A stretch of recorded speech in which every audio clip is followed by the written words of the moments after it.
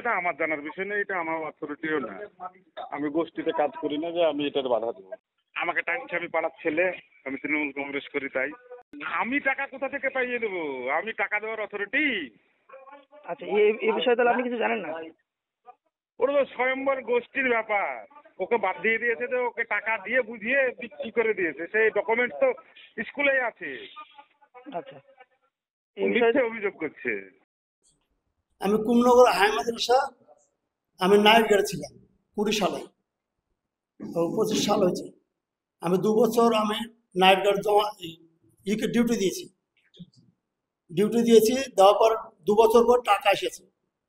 2 বছর পর টাকা এসেছে, 4 মাসের টাকা আসলে 12,000 টাকা, তাইতে আমার কাছে ছিল 5,000 টাকা।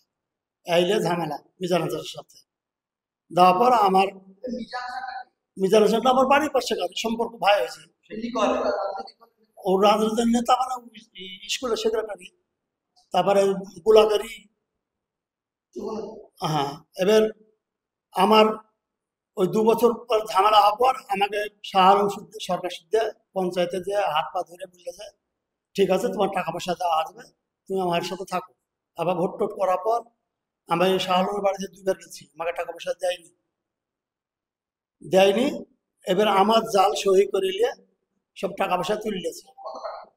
আমার ওই 5 বছরে 300 টাকা, 3,000 টাকা, 1,80,000 টাকা মিজান হাসানি করেছে।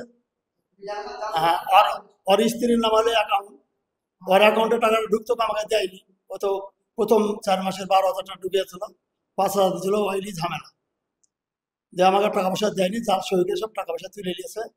আমি কাগজপাতি সব জায়গাতে জমা করেছি, এসডিও, ডিএম, এমএলএ, প্রধান।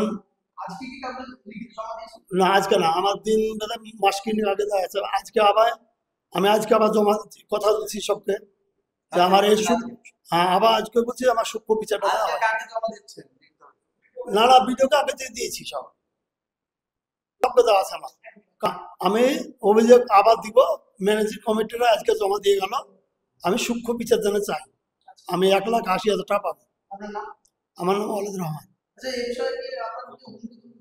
হ্যাঁ, হুমকি দিচ্ছে, কালকে রাত্রে গেছিল।